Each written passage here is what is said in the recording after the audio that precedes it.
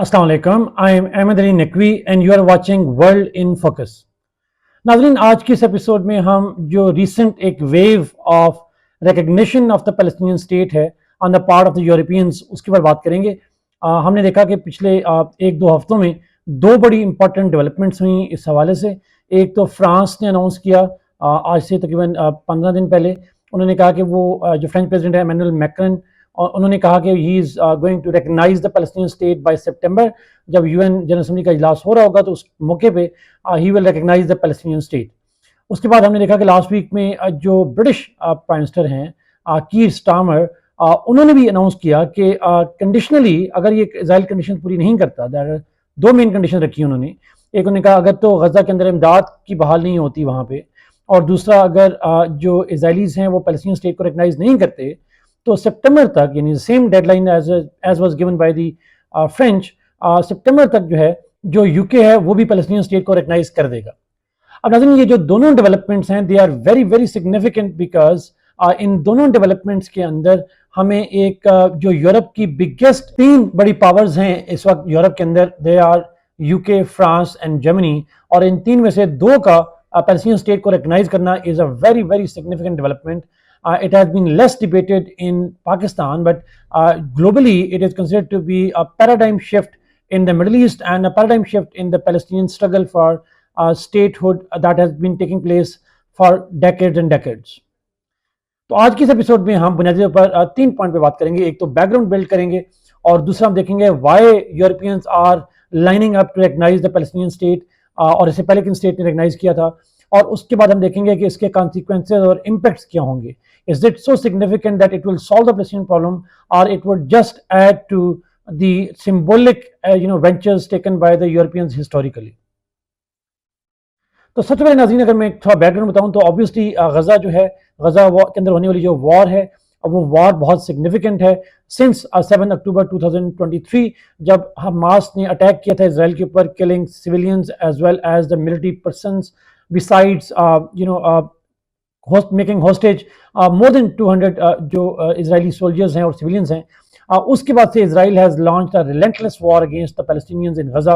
और गजा के ऊपर जो है वो 2 साल से हमले हो रहे हैं. अभी तक जो रिपोर्ट्स हैं जो गजा से आ रही हैं, around 60,000 people have so far been martyred in Palestine in Gaza, और ऑब्वियसली बात है thousands and thousands of them are injured, and obviously the same number have been captured by the Israelis as prisoners as well. ये जो war है इसमें Israel ने besides killings बहुत सारे और वार टैक्टिक भी यूज़ किए हैं, जैसे स्टारवेशन की जो एग्जांपल है, ब्लॉकेड की जो एग्जांपल है, वो भी बहुत सारे वाक़यात हुए, और उसके हवाले से इंटरनेशनली एक ग्लोबल कंसेंसस डेवलप हो रहा है among scholars, और not just globally but within Israel भी एक consensus develop हो रहा है that these acts of Israel, and particularly starvation as a means of, as a tool of war, it is considered to be a genocidal act on the part of state of Israel. और इस हवाले से हम देखा कि international courts में cases भी चल रहे हैं. बट इस कॉन्टेक्स्ट में नाज़रीन, इस 2 साल से जो वॉर चल रही है, इस 2 साल की वॉर में जो करंट टाइम्स हैं, यानी लास्ट मंथ और सो, इसराइल की जो स्टारवेशन की पॉलिसी है that has significantly harmed Palestinian lives. और हमने पिछले अरसे में देखा, जो इंटरनेशनल मीडिया रिकग्नाइज भी कर रहा है, दैट जो फेमाइन की वजह से, जो स्टारवेशन है, जो ब्लॉकेड है, उसकी वजह से स्टारवेशन हुई, और जो फेमाइन डेवलप हुआ, उस फेमाइन की वजह से बहुत सारे बच्चे जो हैं वो शहीद हुए. अब बहुत से लोग, इवन जो जर्नलिस्ट हैं, उनके बारे में रिपोर्ट्स आ रही हैं कि वो भी सफ़र कर रहे हैं because of this famine and starvation. As a result of that हमने देखा कि जो इंटरनेशनल प्रेशर है, इंटरनेशनल पब्लिक ओपिनियन है, वो सिग्निफिकेंटली ग्रो किया on the western governments, and it was in this particular context that major European states like France and UK,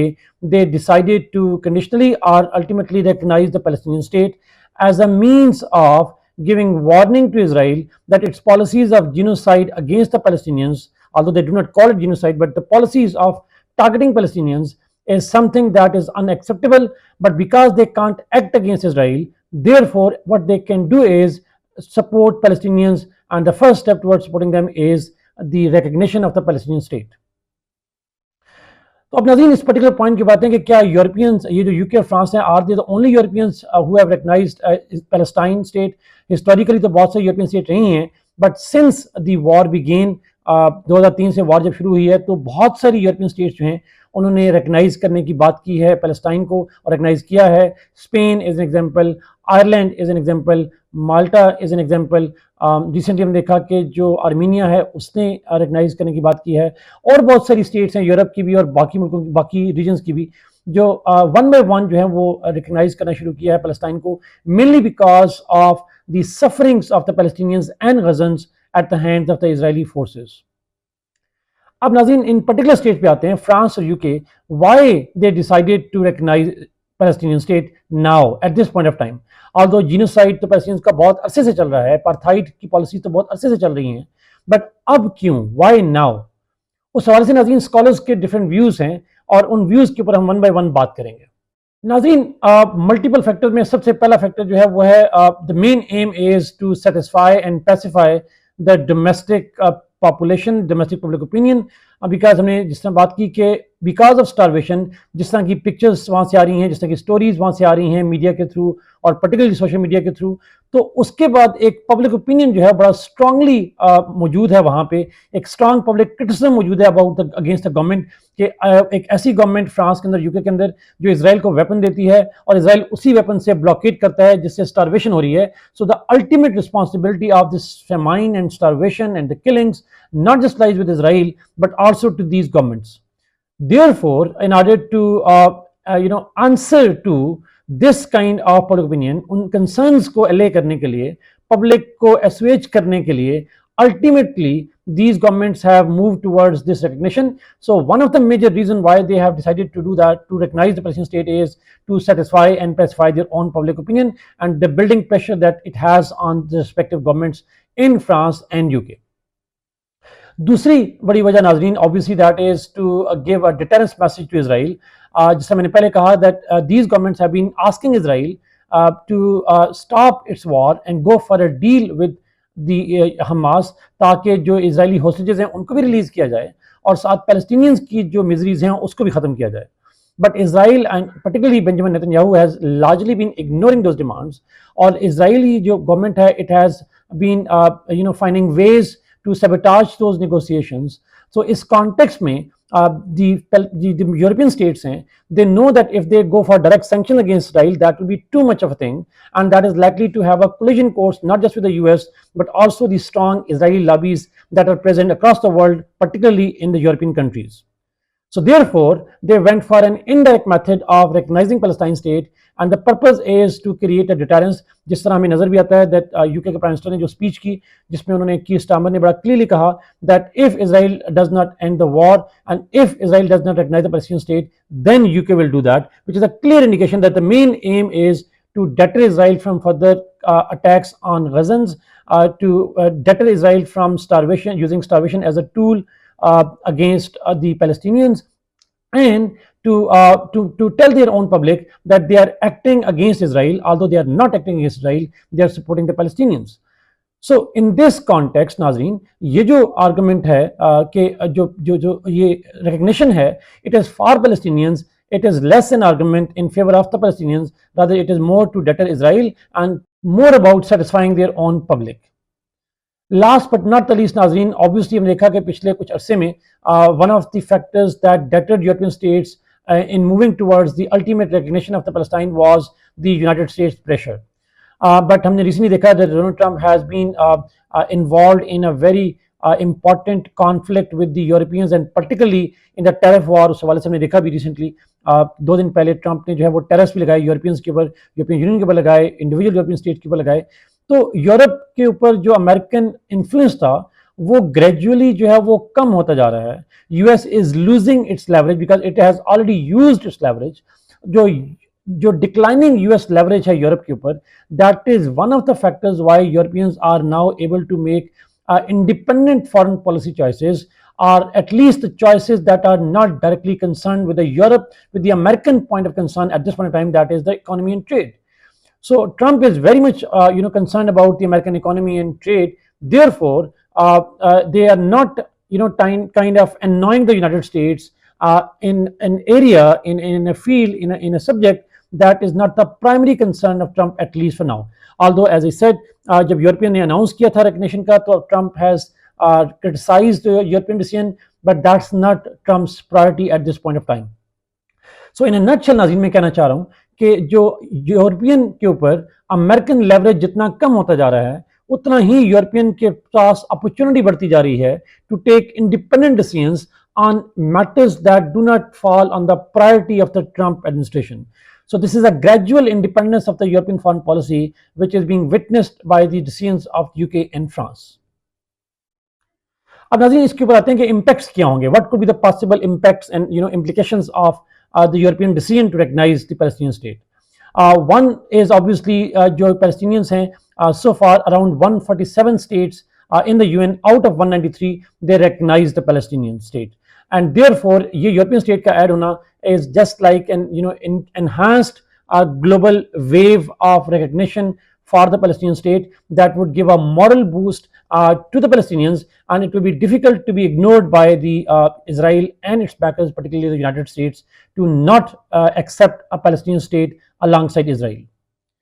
Second impact जो नाज़रीन possible है, that is